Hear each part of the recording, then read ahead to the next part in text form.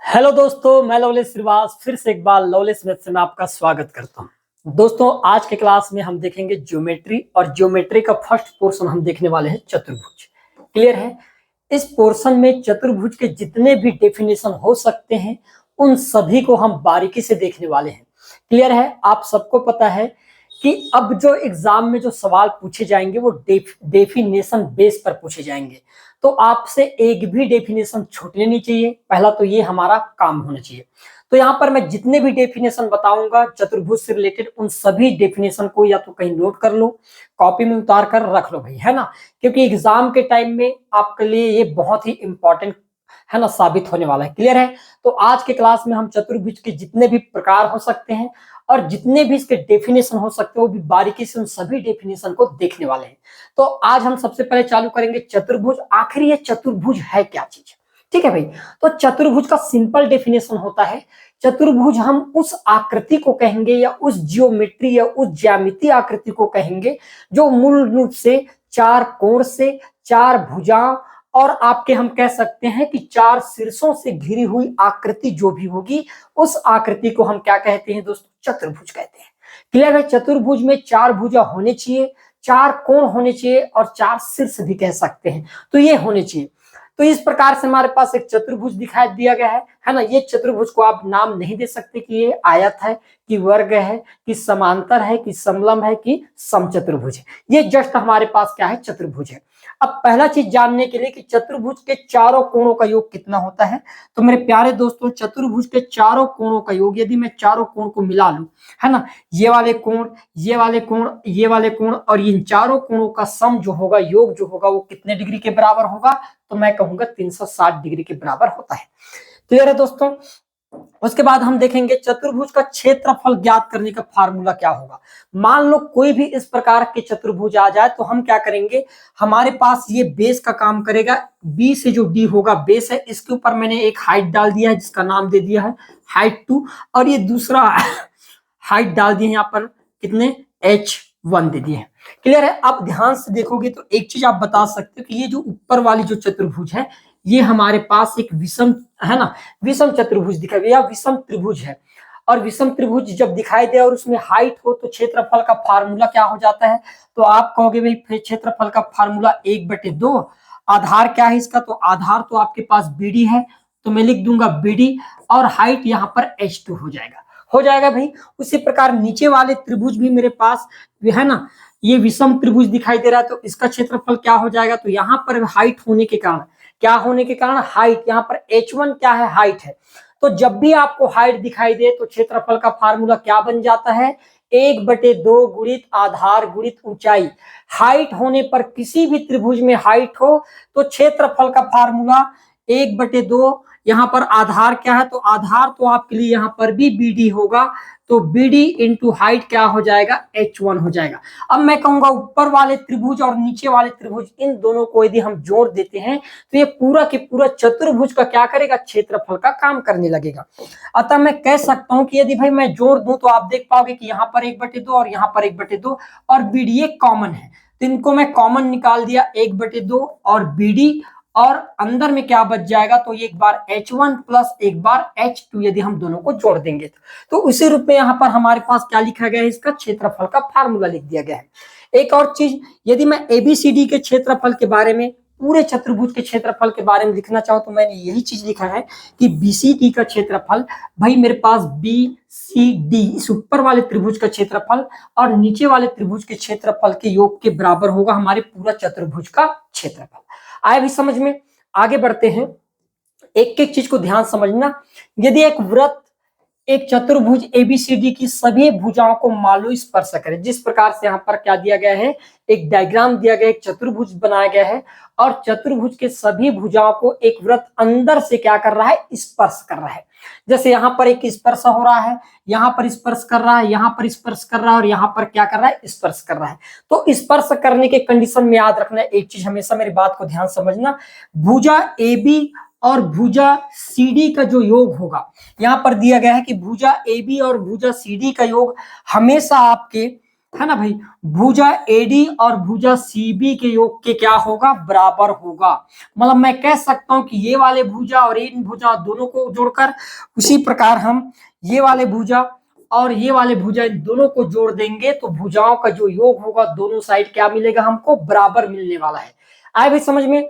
अब हम देखेंगे यदि मैंने कहा कि ओ व्रत का केंद्र है, यदि ओ व्रत का केंद्र है तो हमेशा याद रखना कि यहाँ पर क्या होगा भाई। तो मैंने कहा कि यदि ओ व्रत का केंद्र है तो आप एक चीज बता सकते हो कि अल्फा और बीटा का योग 180 डिग्री के बराबर होगा। मतलब ये वाले एंगल और ये वाले एंगल का योग कितने के बराबर होगा, 180 डिग्री। उसी प्रकार आपके पास गामा और ये है ना हमारे पास डेल्टा जो होगा इसका योग भी किसके बराबर होगा, 180 डिग्री के बराबर होता है दोस्तों। ये कुछ मोस्ट इंपोर्टेंट पॉइंट है आपके चतुर्भुज के लिए। तो ये जितने भी डेटा है इन सभी डेटाओं को लिख लेना, क्योंकि जब मैं सवाल कराऊंगा तो यहीं से डिट्टो हूबहू उठने वाला है।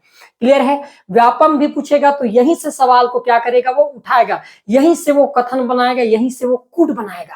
तो हमारा काम है कि जितने भी डेटा है उन सभी डेटाओं को बिल्कुल हमको क्या करना, लिख कर रख लेना, नोट करके रख लेना है। क्लियर है। आगे बढ़ते हैं। अब हम इसके बाद देखने वाले हैं चतुर्भुज के प्रकार। आज के हम क्लास में किन किन चतुर्भुज के बारे में जानेंगे और एक्चुअल में चतुर्भुज कितने होते हैं उनके बारे में। तो चतुर्भुज में आ जाता है आपके पास, एक होता है आयत। आयत भी एक प्रकार का क्या होता है, चतुर्भुज होता है।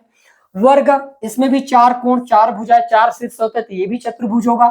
समानांतर चतुर्भुज जिसको हम पैरेललोग्राम कहते हैं ये भी चतुर्भुज है। सम चतुर्भुज जिसको हम रोम्बस कहते हैं ये भी चतुर्भुज है। और समलम चतुर्भुज जिसको हम ट्रेपीजियम कहते हैं। इस प्रकार से टोटल हम 5 चतुर्भुज के टोटल डेफिनेशन को देखने वाले हैं। क्लियर है। तो ध्यान से देखना, यहां पर हम सबसे पहले पढ़ेंगे किसके बारे में, आयत के बारे में। और आज के जानने से पहले आप लोगों के लिए विशेष जानकारी, अब एग्जाम ज्यादा दूर नहीं है, अब लिमिट समय बच गया है मात्र 30 दिन। अब इन 30 दिनों में क्या स्ट्रेटजी होनी चाहिए, क्या हम सही तरीके से तैयारी कर रहे हैं, क्या हमको इसका बेनिफिट मिलेगा, ये अपने आप में बड़ी सवाल है दोस्तों। तो हम आप लोगों के लिए मैथ्स, रीजनिंग और कंप्यूटर का स्पेशल क्लास जो मात्र 349 रुपए के प्राइस में है ना उपलब्ध करा रहे हैं, ये आप परचेज कीजिएगा, है ना। ये आपके एग्जाम के लिए बहुत ज्यादा हेल्पफुल रहेगा, है ना। साथ में हमारे पूरा यदि कंप्लीट कोर्स परचेज करना चाहते हो अमीन पटवारी का तो मात्र 599, कोई बहुत बड़ी अमाउंट नहीं है। इस अमाउंट पर आपको ये कोर्स उपलब्ध हो जाएगा। और पीडीएफ के लिए हमारे नंबर है, इस नंबर के जरिए आपको पीडीएफ मिल जाएगा व्हाट्सएप के जरिए। क्लियर है दोस्तों। तो हम देखने वाले हैं क्या भाई, आयत। आयत क्या होता है, तो आयत उस आकृति को कहा जाता है, ध्यान समझना, जिसके आमने सामने की भुजाओं का क्या हो, आमने और सामने की भुजा बराबर हो, है ना। और साथ में प्रत्येक कोण कितने डिग्री का बना है, 90 डिग्री का बना है। तो उस आकृति को हम क्या कहेंगे भाई, आयत कह सकते हैं। जैसे मैंने कहा जितने लंबाई ये वाली भुजा यदि ए सेंटीमीटर का होगा तो ये वाली भुजा भी 1 सेंटीमीटर का होगा। ये वाली भुजा यदि 20 सेंटीमीटर का होगा तो ये वाली भुजा भी 20 सेंटीमीटर का होगा। और प्रत्येक कोण यहाँ पर कितने डिग्री का कोण बनाएगा, तो मैंने कहा 90 डिग्री।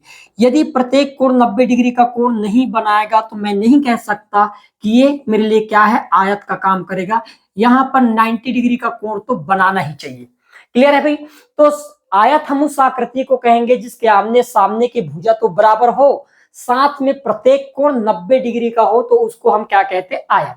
अब इसके यहाँ पर जितने भी डेफिनेशन है मोस्ट इंपॉर्टेंट है दोस्तों, ध्यान समझना।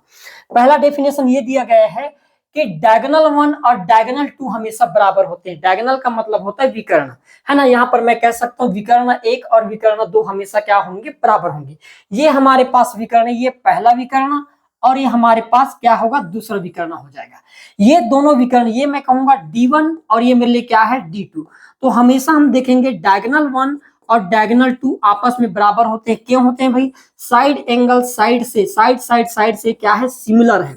और सिमिलर होने के कारण, है ना, चूंकि ये वाली भुजा इसके बराबर है, ऊपर वाली भुजा नीचे वाले भुजा के बराबर है, तो मैं कह सकता हूं कि ये वाली भुजा है ना इक्वल है, उसके लिए ये वाली भुजा, है ना। और साथ में हम कह सकते हैं ये वाला भी भुजा हमारा क्या है, बराबर। तो इक्वल होने के कारण, साइड बराबर होने के कारण डायगोनल 1 और डायगोनल 2 आपस में क्या हो जाएंगे, बराबर हो जाएंगे।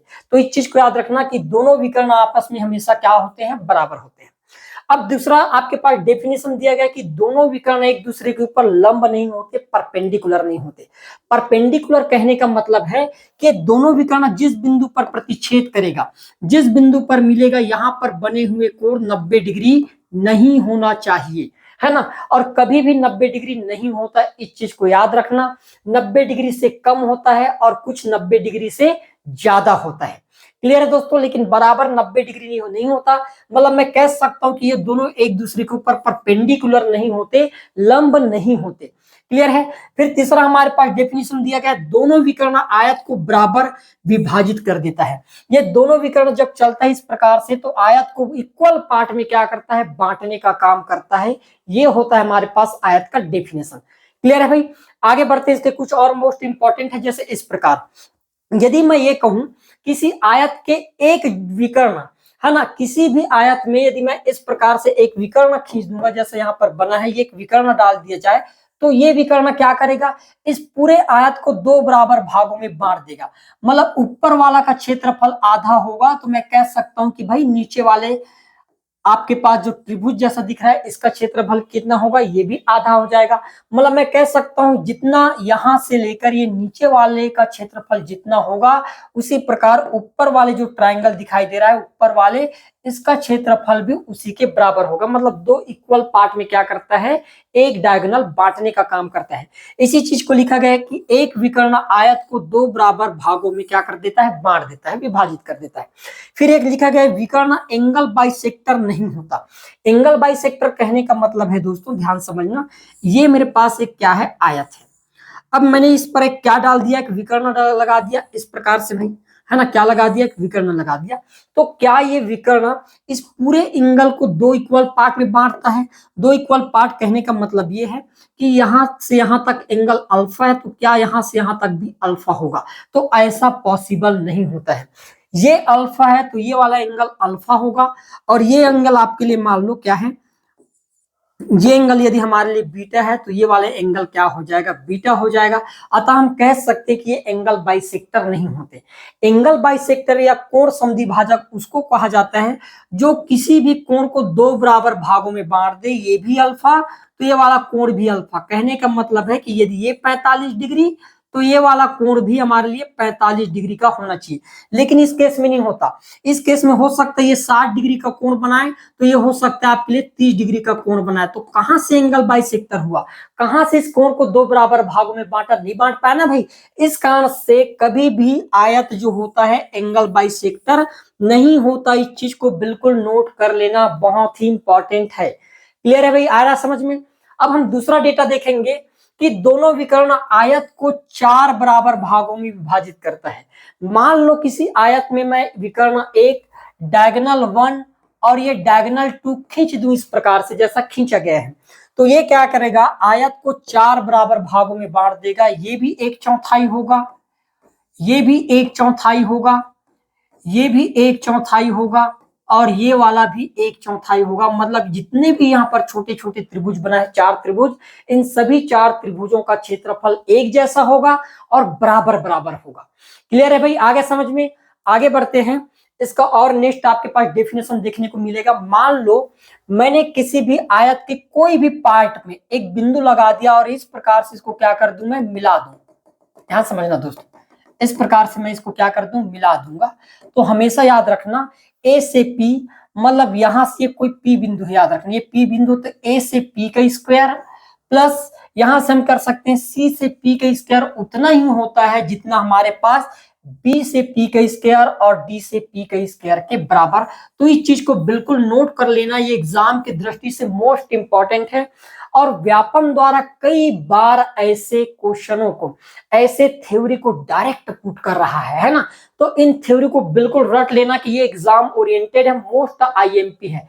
वैसे तो यहाँ पर जो भी मैं डेटा लिखा हूं वो सबके सब एकदम मोस्ट इंपॉर्टेंट है दोस्तों, बिल्कुल भूलना नहीं है। क्लियर है। ये क्लास ये मान लो कि आप लोगों के लिए मील का पत्थर साबित होने वाला है। क्लियर है। यहाँ से जब सवाल बनेंगे तो अच्छे अच्छे लोगों से सवाल नहीं बनते, लोग छोड़ कर आते हैं।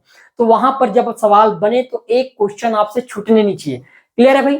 नेक्स्ट डेफिनेशन देखेंगे इसका, यदि आयत के मिड पॉइंट से मिलाते हुए, क्या बोला जा रहा है भाई, आयत के मिड पॉइंट से क्या करते हुए, मिलाते हुए, है ना। मान लो मिलाते हुए, है ना, आयत के मिड पॉइंट से मिलाते हुए आकृति बना दी जाए तो बने आकृति हमेशा किस प्रकार का होता है, समचतुर्भुज। कहने का मतलब है कि यदि मान लो इसका मिड पॉइंट ये मेरे पास ए बी सी और ये डी भुजा है दोस्तों, ध्यान समझना है ना। अब मैंने क्या किया, ये इसका मिड पॉइंट होगा, सी डी भुजा का मिड पॉइंट ये होगा, और उसी प्रकार एडी भुजा का मिड पॉइंट ये होगा, और उसी प्रकार बीसी भुजा का मिड पॉइंट मतलब मध्य बिंदु। क्लियर है, होगा ना भाई। ए बी भुजा का मध्य बिंदु ये वाला होगा, एडी भुजा का मध्य बिंदु ए वाला होगा, उसी प्रकार सी डी का ये होगा और बीसी का ये वाला होगा। अब इसको मान लो मिलाते हुए एक मैं चतुर्भुज बनाना चाहूं इस प्रकार से, ठीक है, इस प्रकार से एक चतुर्भुज का निर्माण कर दिया जाए, तो ये बोला गया है कि अंदर में जो चतुर्भुज दिखाई दे रहा है, ये हरा कलर में जो लिखा हुआ चतुर्भुज दिखाई दे रहा है, ये चतुर्भुज देखने में कैसा है। तो मेरे प्यारे दोस्तों हमेशा याद रखना, आयत में यदि इस प्रकार से मिड पॉइंट से या मध्य पार्ट से मिलाते एक चतुर्भुज बना दिया जाए, तो अंदर में बने हुए चतुर्भुज किस प्रकार का होगा, तो हम कहेंगे ये सम चतुर्भुज होगा, मतलब रोम्बस होगा। क्या होगा, ये रोम्बस होगा भाई। क्यों ऐसा होगा, तो मैंने कहा कि ये इसका मिड पॉइंट ये भुजा जितना होगा यहाँ, क्योंकि आधा भुजा, ध्यान समझना, आधा है तो ये वाली भुजा यदि ए है तो इधर वाला भी क्या होगा, ए होगा। तब तो हम कह सकते हैं ए बराबर टोटल मैंने कितना मान लिया, 2a मान लिया, ध्यान समझना, ठीक है। उसी प्रकार नीचे में भी होगा, फिर तो यदि ये 2a है तो यहाँ से यहाँ तक a और यहाँ से यहाँ तक फिर ये किसके बराबर हो जाएगा, a के बराबर। क्लियर है। अब हम देखेंगे ये वाले यदि b मान लेंगे तो यहाँ से तक b और नीचे वाला भी हम क्या मान लेंगे, b, क्योंकि हम इस टोटल किसका मान लिया है, 2b मान लिए। क्लियर है। इसको मान लेता हूं मैं भाई, मान लो ये भी b, तो यहां से यहां तक ये भी क्या हो जाएगा, b हो जाएगा। अब ये वाला भुजा b और ये वाला भुजा a, तो इसका कर्णवत भुजा ये हो गया इतना। उसी प्रकार मैं कह सकता हूं, मतलब इसकी लंबाई मान लेते हैं l, मान लेते हैं ये b a का l, तो यहाँ पर भी b है और यहाँ पर भी a है तो इसका भी l होगा, यहाँ पर a है यहाँ पर b है तो इसका भी l होगा, और यहाँ पर a है यहाँ पर b है तो इसका भी क्या होगा, l हो जाएगा। मतलब इसके सभी भुजाओं की जो लंबाई है अंदर में बने आकृति की, उसकी लंबाई एक जैसा है। और जब एक जैसा हो तो अंदर में बने हुए जो आकृति होगा किस प्रकार का होगा, समचतुर्भुज होगा। यदि यहाँ पर ये प्रत्येक कोण 90 के बराबर हो जाता तो वर्ग बनता, लेकिन 90 के बराबर नहीं है, एक ज्यादा है कम, इसलिए क्या कहलाएगा, ये समचतुर्भुज कहलाता है दोस्तों। क्लियर है भाई, आगे समझ में, ज्यादा से ज्यादा शेयर कर यार, है ना। देखते हैं अगला पॉइंट इसका। अब बोला गया ये हमारे पास दे दिया, मान लो मैंने ये कहा आपसे कि एक आयत में एक कोने से दूसरे कोने से, है ना, ये ए बी सी और डी इस प्रकार से, है ना भाई। मान लो यहां से मैं कहीं पर भी ऊपर में खींचते एक लाइन बना दूं, या मैं ये कहूं कि ये वाले बिंदु से इन दोनों से कहीं पर भी दूसरे छोर में इस प्रकार से त्रिभुज का निर्माण कर दो। क्लियर है। ये भी मेरे पास क्या हो जाएगा, A B C D, A B C और डी हो जाएगा। क्लियर दोस्तों, ध्यान समझना। तो त्रिभुज का जो टोटल एरिया होगा, ये वाले त्रिभुज का टोटल एरिया, ये यदि आधा होगा तो शेष जो बचे हैं इसका एरिया भी किसके बराबर होगा, आधा। कहने का मतलब है कि यदि मान लो किसी बेस से हम ऊपर वाले हिस्से पर एक ट्रायंगल बना दे, है ना, तो जो बने हुए त्रिभुज और शेष बचे हुए भाग, ये दोनों का क्षेत्रफल आपस में बराबर होता है, मतलब आधा आधा होता है। इसका भी एरिया यदि मान लो आधा है तो शेष बचे हुए का भी एरिया किसके बराबर हो जाएगा दोस्तों, आधा के बराबर हो जाएगा। क्लियर है भाई, आया समझ में। ये होता है आपके डेफिनेशन। फिर आयत का क्षेत्रफल क्या होता है, तो आयत का क्षेत्रफल होता है लंबाई गुणित चौड़ाई, आप लिख सकते हो लंबाई इंटू चौड़ाई। क्लियर है। आयत का परिमाप क्या होता है, तो आयत का परिमाप क्या होता है भाई, परिमाप का मतलब बहुत सारे लोगों में कंफ्यूजन रहता है परिमाप को लेकर। अब मैं बता दूं परिमाप होता क्या है, ये हमारे पास लंबाई है और ये हमारे पास चौड़ाई है, तो ये भी लंबाई होगा और ये भी चौड़ाई होगा।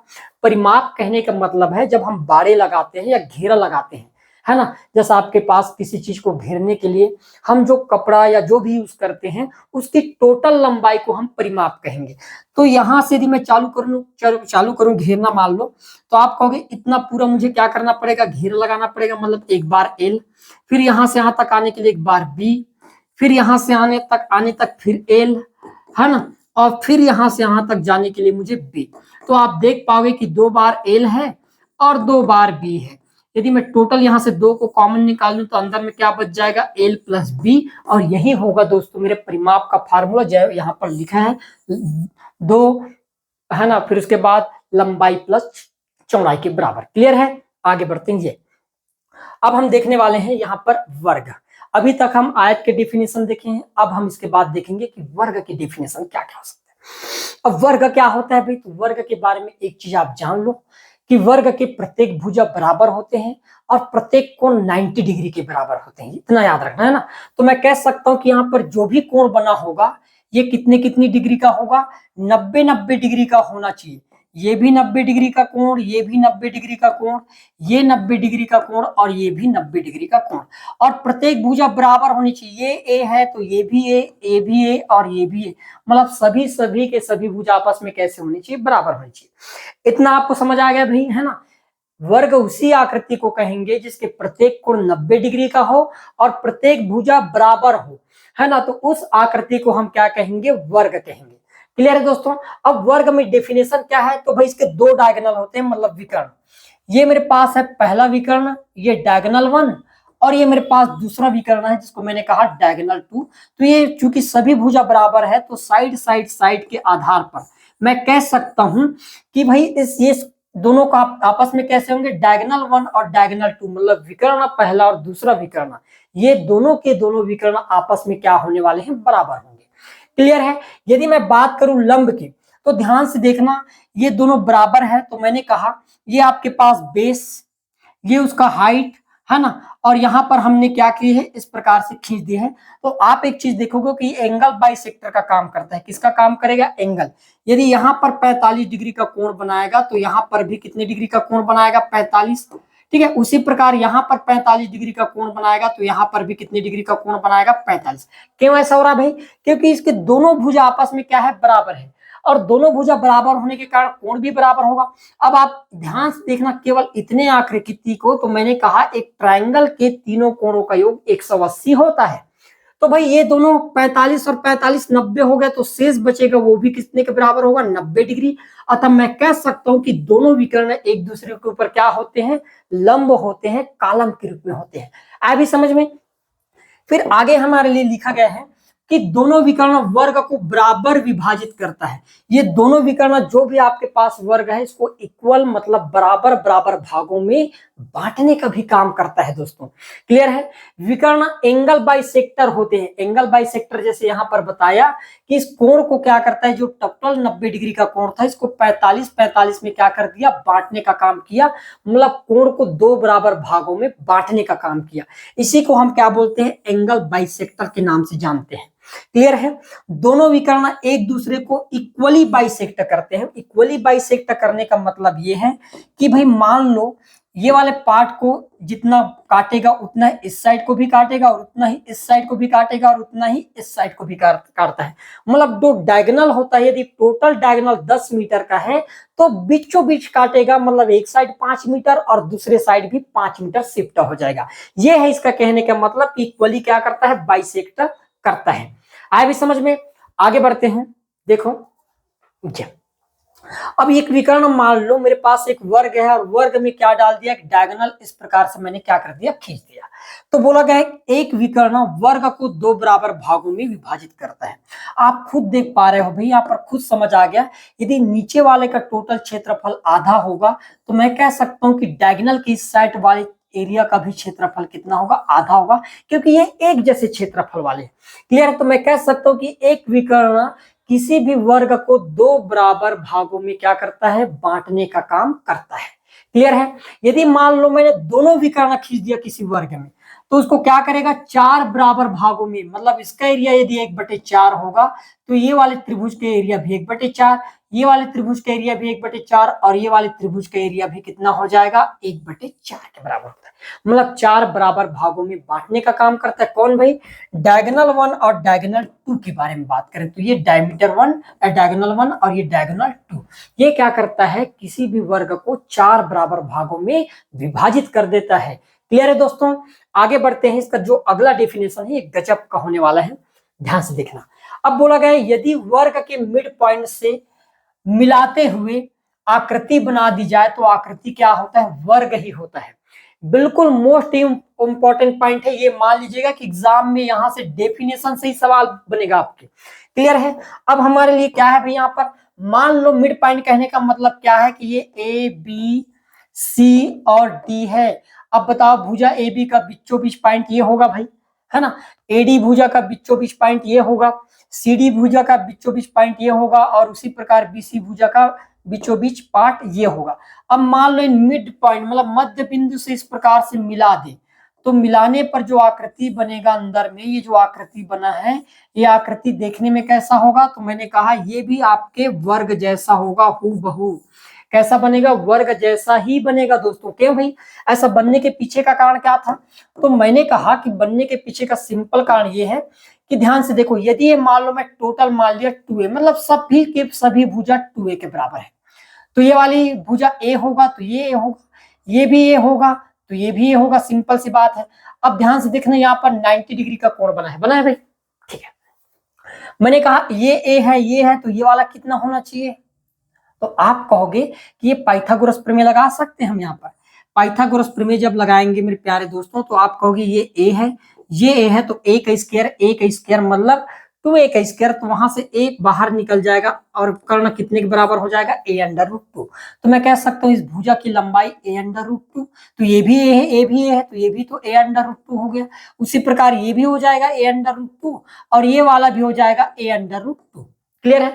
अब बात करते हैं कोण को, कि कोण को कैसे डिफाइन करेंगे कि यहाँ पर ये 90 डिग्री का है कि नहीं, क्योंकि जब तक कोण को डिफाइन नहीं करेंगे तब तक मैं नहीं कह सकता कि ये वर्ग है कि नहीं। तो आपको पता होगा कि ये 90 डिग्री का कोण बना था यार, बना था। अब हमको पता है कि ये 90 डिग्री का कोण, तो ये तो पैरेलल लाइन, तो ये भी पैरेलल लाइन है। यहाँ पर 90 तो यहाँ पर भी 90, यहाँ पर 90, तो बेसिकली यहाँ पर 90 डिग्री का कोण बना, और यहाँ पर 90, इसका मतलब यहाँ पर भी बनेगा, यहाँ पर भी बनेगा, और ये वाले कोण भी आपके 90 डिग्री के बराबर होगा। तो मैं कह सकता हूँ भैया, अब मैं कह सकता हूँ कि उसके सभी के सभी कोण 90-90 डिग्री के हैं और सभी भुजाएं भी बराबर है। तो अंदर में जो बने आकृति होगा वो हमेशा किस प्रकार की आकृति बनेगा दोस्तों? वर्ग ही बनेगा, स्क्वायर ही बनेगा। इस चीज को लिख लो।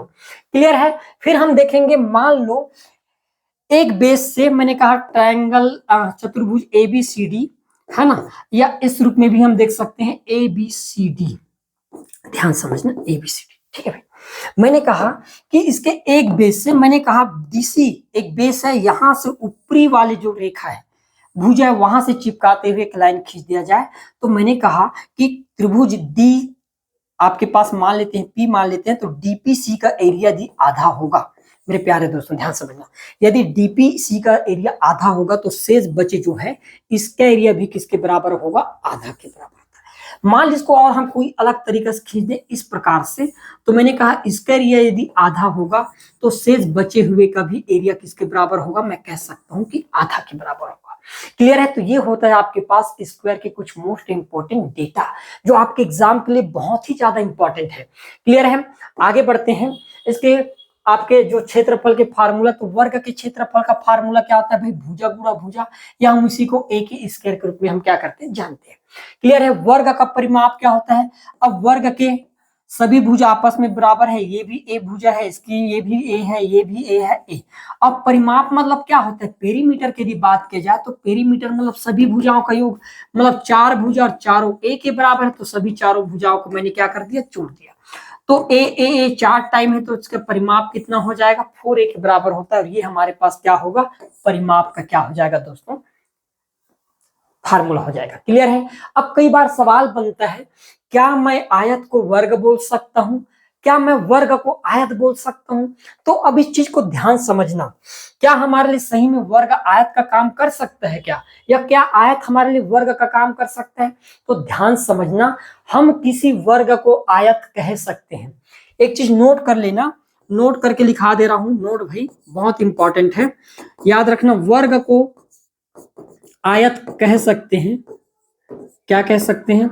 आयत कह सकते हैं, या होता है भी वो लिख सकते हैं, कह सकते हैं, लेकिन आयत को वर्ग नहीं कह सकते। ठीक है? आयत को वर्ग नहीं कह सकते, नहीं कह सकते। इस चीज को नोट कर लेना, यदि सवाल बनते कहीं से भी बना लेते हैं है ना भाई। तो कोई भी जो आकृति जो आयताकार होता है उसको हम वर्ग नहीं बोल सकते, है ना भाई, लेकिन हम वर्ग को आयत कह सकते हैं, क्योंकि आयत का डेफिनेशन क्या होता है, आमने सामने की भुजा बराबर।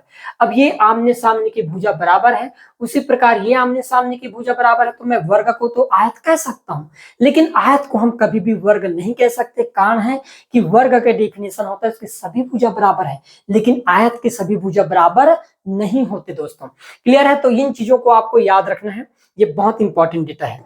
आगे बढ़ते हैं, अब हम बात करेंगे समचतुर्भुज। और ये समचतुर्भुज क्या होता है, तो ध्यान समझना।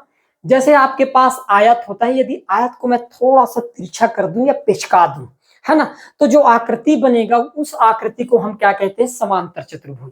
सिर्फ यहाँ पर अंतर यदि कोई है आयत और आपके समांतर चतुर्भुज में, तो सिर्फ कोणों का अंतर है। आयत के सभी कोण 90 डिग्री के होंगे, लेकिन समानांतर चतुर्भुज के प्रत्येक कोण 90 डिग्री के नहीं होते। इतना ही अंतर है, बाकी सब के सब हूबहू है ना। उसकी लंबाई सेम है, चौड़ाई सेम है, और उस कारण क्या होगा, एंगल के बदलने का हो सकते हैं, इसके कुछ डेफिनेशन भी अलग अलग हो जाएंगे। अब ध्यान समझना, यदि मैं कहूं Q से P तक की लंबाई L होगा, तो R से S तक की लंबाई भी L होगा, ठीक है। उसी प्रकार Q से R तक की चौड़ाई B होगा, तो P से S तक की चौड़ाई भी B होगा, और इसके कोई भी कोण 90 डिग्री के नहीं होंगे, कोई भी कोण 90 डिग्री के नहीं होंगे। इस चीज को एकदम दिमाग में बिठा लेना है। क्लियर है? अब यहाँ पर हम बात करेंगे कि दोनों डायगोनल आपस में बराबर होते हैं। क्या लगता है कि भाई ये दोनों डायगोनल आपस में बराबर हो सकते हैं? तो मैं कहूंगा यहाँ पर डायगोनल कभी भी आपस में बराबर नहीं होते, तो यहाँ पर लगा लेना इक्वल नॉट, है ना। डायगोनल आपस में बराबर नहीं होते। हमेशा एक चीज याद रखना, बड़े कोण के सामने में जो आपके पास डायगोनल होगा ये बड़ा होगा, ठीक है, और छोटे कोण के सामने का जो डायगोनल है ये हमेशा क्या होगा, छोटे होगा। तो मैं लिख सकता हूं डायगोनल 1, है ना, स्मॉल देन आपके पास ये छोटा है किससे, डायगोनल 2 से। ये कभी भी आपस में बराबर नहीं होते, इसलिए लिख दिया diagonal 1 equal not to diagonal 2, है ना भाई। ये दोनों विकर्ण आपस में बराबर नहीं हो सकते, इसको बिल्कुल दिमाग में बिठा लेना भाई। फिर यहाँ पर लिखा गया डायगोनल 1 और डायगोनल 2 क्या 90 डिग्री का कोण बना सकते हैं, क्या एक दूसरे के ऊपर लंब होते हैं? तो ये लंब नहीं होते, है ना। एक चीज इसको भी याद रखना, क्योंकि यहाँ पर एंगल बाइसेक्टर का काम नहीं करेगा, तो ये बेसिकली ये 90 डिग्री होने के चांसेस भी नहीं है। क्लियर है दोस्तों? आगे बढ़ते हैं। दोनों विकर्ण समानांतर चतुर्भुज को बराबर विभाजित करता है। यदि मैं इस दोनों विकर्ण को इस प्रकार से खींच दूं, ये मेरे पास पहला विकर्ण और ये दूसरा विकर्ण, तो ये क्या करेगा, आपके जो दिखाई दे रहा है समानांतर चतुर्भुज, इसको बराबर बराबर भागों में क्या करता है, विभाजित करने का भी काम करता है। तो ये आपके पास ये डेफिनेशन पता होनी चाहिए। दोनों विकर्ण एक दूसरे को इक्वली बाइसेक्ट करता है। इक्वली बाइसेक्ट करने का मतलब है कि भाई ये कह सकता हूं कि ये मेरे पास मान लेते हैं डायगोनल 1, है ना भाई, और ये मेरे पास है डायगोनल 2। तो मैं कह सकता हूं कि यहां से लेकर ये मान लो ओ बिंदु पर इंटरसेक्ट हुए, तो जितना इस साइड होगा उतना ही ये वाले साइड होगा, जितना ये वाले साइड होगा उतना ही लेंथ ये वाले साइड होगा। मतलब क्या करेगा, जो दोनों डायगोनल है वो बराबर बराबर भागों में क्या करता है, बांटने का काम करता है, अलग अलग नहीं। यदि ये 5 सेंटीमीटर का है इस साइड का, तो मैं कह सकता हूं कि ये वाले साइड भी 5 सेंटीमीटर का होगा। ये 6 सेंटीमीटर का इस साइड का, तो ये वाले पार्ट भी 6 सेंटीमीटर का होगा, अलग अलग नहीं होगा। इतना आपको ध्यान में रखना है। तो ये वाले कथन आपके लिए मोस्ट इंपॉर्टेंट है। इसके अतिरिक्त एंगल बाइसेक्टर नहीं होते। एंगल बाइसेक्टर कहने का मतलब है दोस्तों, ध्यान समझना मेरी बात को, यदि मैं एंगल बाइसेक्टर की बात करूं तो हम लिख देते हैं ये इस प्रकार से, हमारे पास क्या है, समानांतर चतुर्भुज बना हुआ है, ठीक है, इस प्रकार से। और एंगल बाइसेक्टर की बात करूं, ये ए बी सी और डी, ध्यान समझना इस बात को। एंगल बाइसेक्टर कहने का मतलब है कि कोण को बराबर भागों में क्या करना, बांटना। अब यहाँ पर बांटता है कि नहीं, तो मैंने कहा कि यदि यहाँ पर अल्फा कोण बनेगा तो इसके जस्ट रिवर्स में कितने डिग्री कोण बनेगा, अल्फा। यदि यहाँ पर बीटा डिग्री का कोण बनेगा तो यहाँ पर क्या बनेगा, बीटा डिग्री का कोण बनता है। तो आप कैसे कर सकते हो कि ये एंगल बाइसेक्टर हो सकते हैं। यदि यहाँ पर अल्फा था तो यहाँ पर भी इसको अल्फा होना था, लेकिन है क्या, बीटा है। इस कारण से ये एंगल बाइसेक्टर नहीं हो सकते, मतलब कोण को बराबर नहीं बांट रहा है, इतना आपके माइंड में होना चाहिए। क्लियर है भाई? आगे बढ़ते हैं। अब हम बात करेंगे कि एक विकर्ण जो होगा समानांतर चतुर्भुज को दो बराबर भागों में विभाजित करता है। ये हमारे पास क्या है, एक समानांतर चतुर्भुज है ABCD, और इस पर मान लो यदि एक विकर्ण डाल दिया जाए इस प्रकार से डायगोनल, तो ये डायगोनल क्या करेगा, इसको दो बराबर भागों में, मतलब ACD का जो क्षेत्रफल 1/2 होगा, है ना, उतना ही क्षेत्रफल आपके पास ABC का होगा, मतलब 1/2 ही होगा। मतलब मैं कह सकता हूँ ये वाले पार्ट का एरिया यदि आधा है तो ये वाले पार्ट का एरिया भी किसके बराबर होगा, आधा के बराबर तो होना ही होगा दोस्तों। क्लियर है भाई, आगे समझ में। अब हम बात करते हैं कि दोनों विकर्ण समानांतर चतुर्भुज को 4 बराबर भागों में क्या करता है, विभाजित करता है। मतलब मान लो इसमें दो भी आपके पास विकर्ण खींच दिया जाए तो मैं कह सकता हूं कि QOR का यदि क्षेत्रफल 1/4 है तो ROS का क्षेत्रफल भी 1/4 होगा, SOP का क्षेत्रफल भी 1/4 होगा और POQ का भी क्षेत्रफल क्या होगा, 1/4 होगा। मतलब मैं कह सकता हूं कि दोनों विकर्ण के खींचने के बाद जो 4 त्रिभुज बने उन सभी चारों त्रिभुजों के क्षेत्रफल एक जैसा होगा और बराबर होगा। क्लियर है, तो ये डेटा को बिल्कुल बिठा कर रख लेना यार माइंड में। क्लियर है, आगे बढ़ते हैं। यदि समानांतर चतुर्भुज के मिड पॉइंट से मिलाते हुए आकृति बना दिया जाए तो बने आकृति समानांतर चतुर्भुज थे। कहने का मतलब ये है कि ये मेरे पास एक समानांतर चतुर्भुज है ABCD। क्लियर है, इसके भाई टोटल भुजा AB के मध्य बिंदु ये मान लेता हूं, AD के मध्य बिंदु ये, उसी प्रकार CD की ये और BC की, और इनको मिलाते हुए एक और आकृति में बनाना चाह रहा हूं इस प्रकार से कुछ, ठीक है, इस प्रकार से कुछ ऐसे। तो अंदर में जो आकृति आपको दिखाई दे रहा है ये आकृति किस प्रकार का बनेगा, तो खुद समानांतर चतुर्भुज जैसा है। मतलब जो आकृति ऊपर में दिखाई दे रहा है अंदर में बने हुए आकृति भी उसी का जस्ट झेराक्स होगा। हाँ, उससे वो थोड़ा सा छोटा होगा, है ना, साइज में थोड़ा सा छोटा होगा, ऐसा कि जिसको वहां पर फिट किया जा सके, लेकिन अंदर और बाहर दोनों जगह जो बने आकृति है वो दोनों समानांतर चतुर्भुज ही है। ये पहला केस है। क्लियर है इसका। अब हम बात करते हैं, मान लो इसके बेस मानकर ये मेरे पास ABCD दिया गया है। अब DC को मैं मान लो बेस मानकर भुजा AB पर पॉइंट करते हुए एक त्रिभुज बना दिया जाए तो इसका क्षेत्रफल यदि आधा होगा तो दोस्तों शेष पार्ट का भी क्षेत्रफल कितना होगा, आधा होगा। उसी प्रकार यहां पर एक लाइन खींच दिया जाए, कहीं पर भी इस प्रकार से, सेम बन गया क्या, इस प्रकार से मान लो मैं खींच दूं तो इसका एरिया यदि आधा होगा तो शेष बचे हुए का एरिया भी किसके बराबर होगा, आधा होगा। तो ये छोटे छोटे पॉइंट है लेकिन एग्जाम के दृष्टि से मोस्ट इंपॉर्टेंट पॉइंट भी है दोस्तों। क्लियर है, आगे बढ़ते हैं। देखिए अगला डाटा। अब यहाँ पर 10वां पॉइंट है कि समानांतर चतुर्भुज के अंतः कोणों का योग 180 डिग्री होता है। अब अंतः कोण क्या होता है भाई, ABC और D। ध्यान देना ये सब के सब क्या है, कोण है इसके, है ना।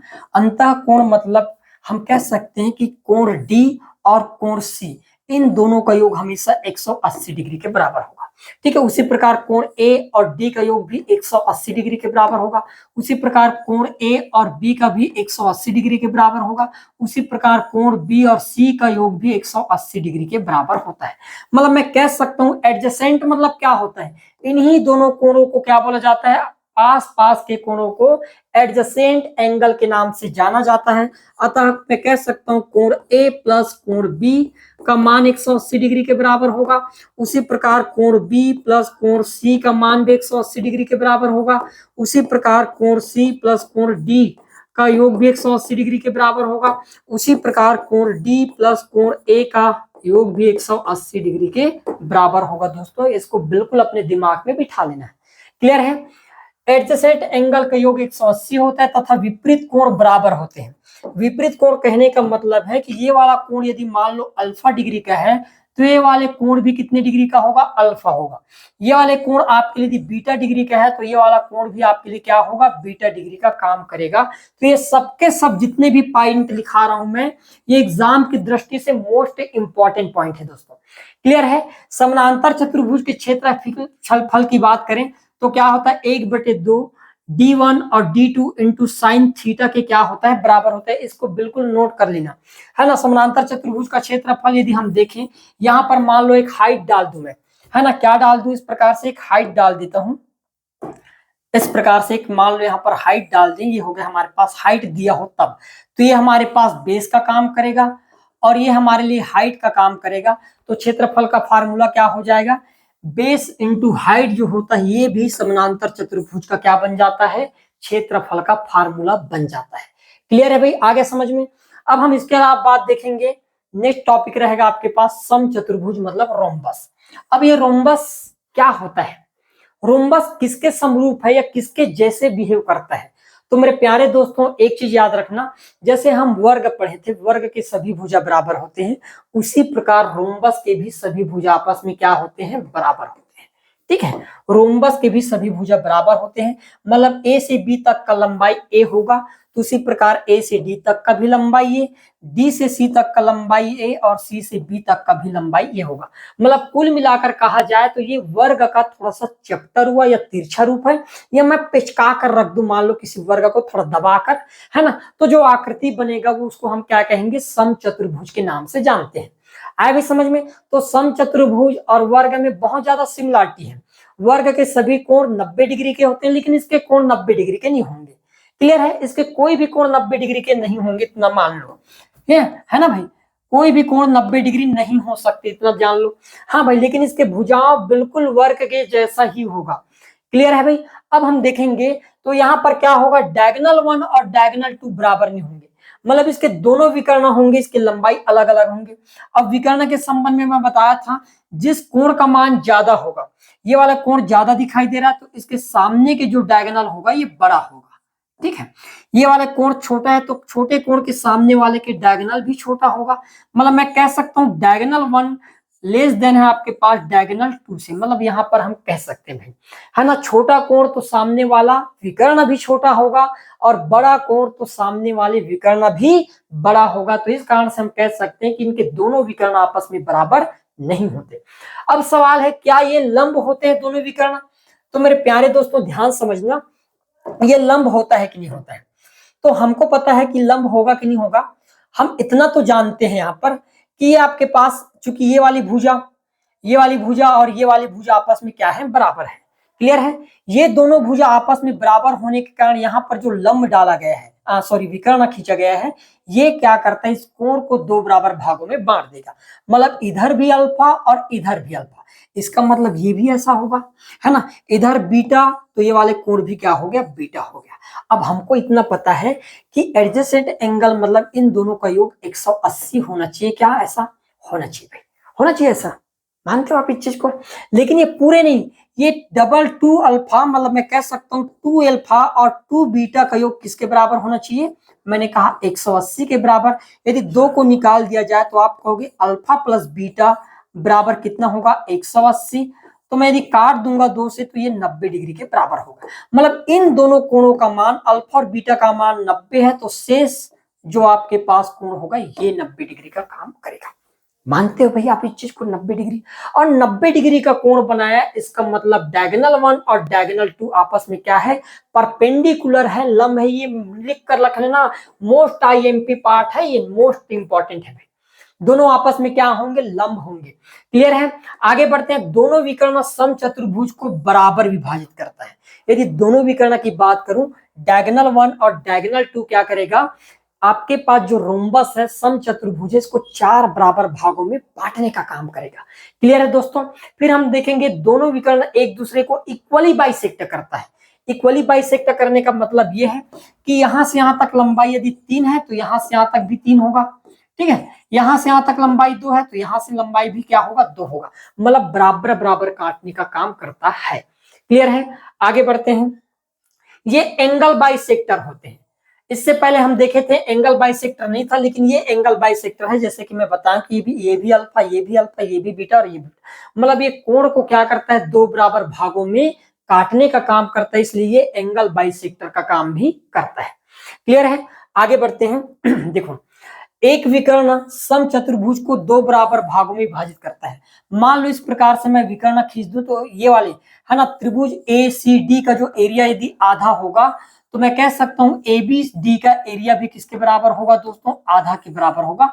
मतलब एक विकर्ण मैं कह सकता हूं कि भाई समचतुर्भुज को 2 बराबर भागों में तो बांटेगा ही।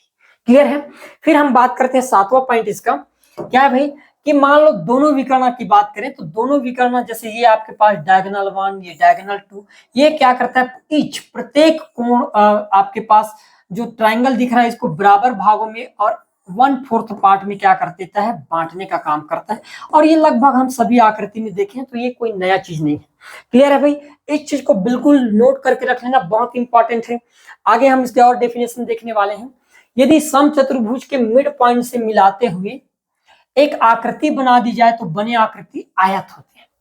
ठीक है, ये कितना मस्त बात है कि मैंने कहा ए बी सी और डी इस प्रकार से मेरे पास क्या है, समचतुर्भुज है।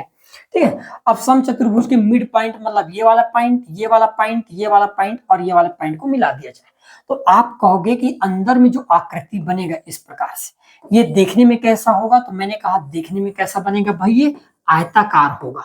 कैसा होगा, बिल्कुल आयत जैसा होगा। क्यों ऐसा होगा, ध्यान समझना मेरी बात को। अब मैंने कहा कि इसके सभी भुजा बराबर है दोस्तों।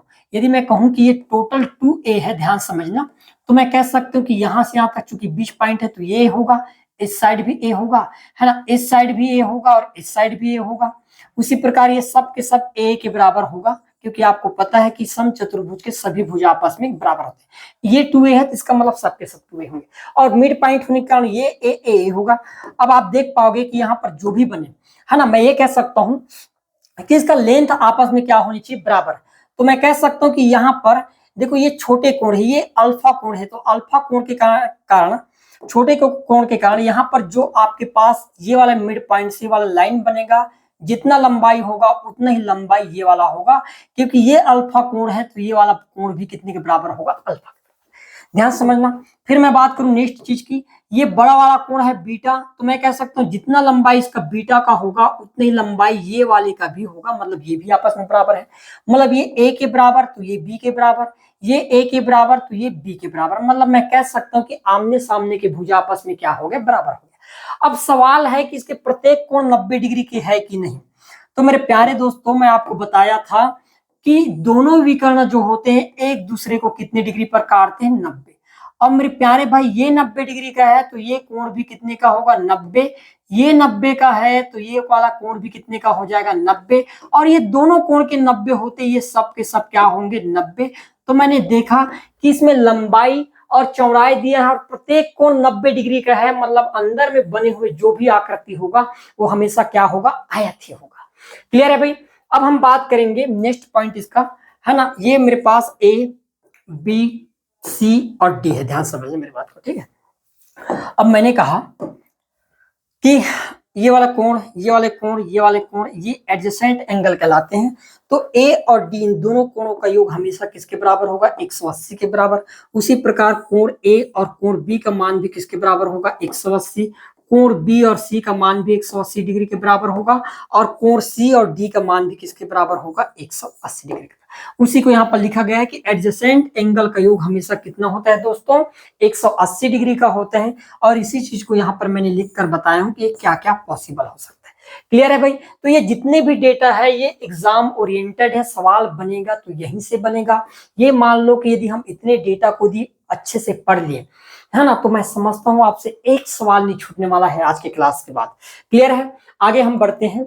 चतुर्भुज का समचतुर्भुज का क्षेत्रफल 1/2 डायगोनल 1 और डायगोनल 2 के गुणनफल के बराबर होता है। परिमाप क्या होता है, तो भाई परिमाप तो बराबर होंगे, सभी भुजा बराबर है भाई, है ना, इसके सब के सब भुजा आपस में क्या है बराबर है। ये वाली भुजा भी ए, ये वाले भुजा ये वाली भुजा ये, तो 4 भुजा है तो योग कितने के बराबर हो जाएगा, 4 के बराबर। तो ये हमारा क्या होगा, परिमाप का फार्मूला।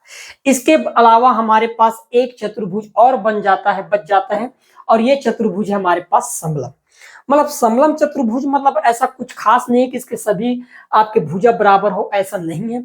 लेकिन एक चीज हम जानते हैं कि समलम में ये आपके पास ए और ये लाइन जो है आपके पास किसका काम करेगा, बी का काम करेगा। तो ये दोनों लाइन आपस में कैसे होनी चाहिए, समानांतर होनी चाहिए। मतलब मैं कह सकता हूं कि भाई यहाँ पर लाइन आपके पास भुजा ए बी जो होगा, ऐसे लिखेंगे, भुजा ए बी समानांतर होना चाहिए भुजा किसके, सीडी के बराबर होना चाहिए। ये आपके लिए मोस्ट इंपॉर्टेंट है। इसी लाइन को यहाँ पर लिखा गया है कि भुजा ए बी समानांतर होगा हमेशा भुजा सीडी के। अब क्षेत्रफल का फार्मूला क्या होता है, तो समलम के क्षेत्रफल का फार्मूला होता है मेरे प्यारे दोस्तों 1/2। ठीक है। अब हम क्या करेंगे, आधार दोनों मतलब समानांतर भुजाओं का योग, हिंदी में लिख दे रहा हूं, समांतर भुजाओं का योग भुजाओं का योग, ठीक है, इंटू ऊंचाई होता है। क्या होता है? ऊंचाई। ये होता है आपके पास समांतर चतुर्भुज के क्षेत्रफल का फार्मूला। क्लियर है? हाइट भी हो गया। अब हम देखेंगे ओ ए अपान ओ सी और ओ बी अपान ओ डी हमेशा आपस में यहाँ पर क्या होंगे? बराबर होंगे। यदि मान लो इसमें मैं दो विकर्ण इस प्रकार से डाल देता हूं, क्या डाल दिया मैं यहाँ पर? दो विकर्ण, और ये दोनों विकर्ण किस बिंदु पर इंटरसेक्ट हुए? तो मैंने कहा जीरो पर इंटरसेक्ट हुए। जीरो मतलब ओ पर। तो हमेशा याद रखना ए से ओ तक का जो लेंथ होगा, ए से ओ तक का लेंथ अपान ओ से सी तक का जो लेंथ होगा, या सी से ओ तक का लेंथ हमेशा बराबर होगा डी से ओ तक के लेंथ का, या ओ से बी तक के लेंथ का। और ये ओ से या डी से हम क्या कर सकते हैं यहाँ पर? डी से ओ तक के लेंथ के बराबर होता है। तो ये भी आपके पास सिमिलरिटी के अकॉर्डिंग देखा जाए तो मोस्ट इंपॉर्टेंट है। यहाँ सवाल आपके क्या होंगे? बन सकते हैं। परिमाप क्या होगा भाई? तो सभी भुजाओं को यदि हम जोड़ेंगे तो हमारा क्या बनेगा? परिमाप बनेगा।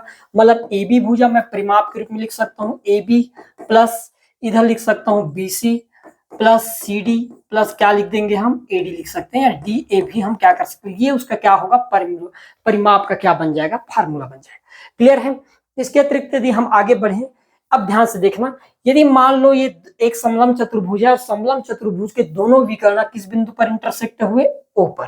तो मैं कह सकता हूं इसका एरिया यदि A1 होगा, इसका एरिया A2, इसका एरिया A3 और इसका एरिया यदि A4 है।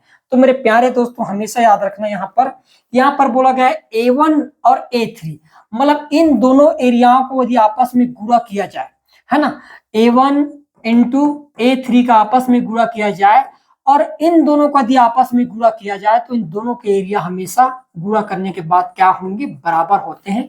इस चीज को बिल्कुल नोट करके रखना, ये एग्जाम की दृष्टि से मोस्ट इंपॉर्टेंट है। क्लियर है भाई? उसके अतिरिक्त यहाँ पर दिया गया है एक पॉइंट है कि मान लो एक मेरे पास समलंब है और समलंब के मिड पॉइंट से बीचों बीच, है ना, भुजा एडी और भुजा बीसी, इसके बीचों बीच पॉइंट से एक इस प्रकार से लाइन खींच दिया जाए जिसका नाम रख दिया हूं मैं ई एफ। तो आपको कई बार ये बीच वाले पॉइंट की लंबाई पूछेगा, तो बीच वाले लाइन की लंबाई का फार्मूला क्या होता है? तो हम कहेंगे ये ए भुजा और ये भुजा, इन दोनों को जोड़ेंगे ए और बी, और उसको दो से भाग देते ही हमको क्या होगा? बीच वाले जो लाइन होगा इसके हमको लंबाई डायरेक्ट मिल जाएगा। क्लियर है भाई? तो ये रहा हमारे पास समचतुर्भुज के कुछ मोस्ट इंपॉर्टेंट, समलंब के कुछ मोस्ट इंपॉर्टेंट आपके लिए डेटा, और ये रहा हमारे पास चतुर्भुज के जितने भी बेसिक कॉन्सेप्ट हो सकते हैं, उन सभी कॉन्सेप्टों को मैं एक ही क्लास में क्या कर दिया हूं? समझा दिया। क्लियर है? अब यदि यहां से आप पूरे डेटाओं को अच्छे से एनालाइज कर लिए, अच्छे से पढ़ लिए, तो मैं समझता हूं कि कल के क्लास में जब यहां से हम क्वेश्चन देखने वाले हैं तो हर एक सवाल का आप अच्छे से जवाब दे पाओगे। क्लियर है दोस्तों? तो आज के क्लास में जो हम सीखे उन सभी आपके पार्ट जो है, मतलब कहा जाए डेटा है ना, जानकारी है, इंपॉर्टेंट डेटा है, उन सभी डेटाओं को कहीं नोट करके रख लो, है ना। ये बहुत ही काम आने वाला है और बिल्कुल रिवाइज करते रहना। क्लियर है? तो आज के क्लास में इतना ही, बाकी हम देखेंगे नेक्स्ट क्लास में। क्लियर है दोस्तों? धन्यवाद।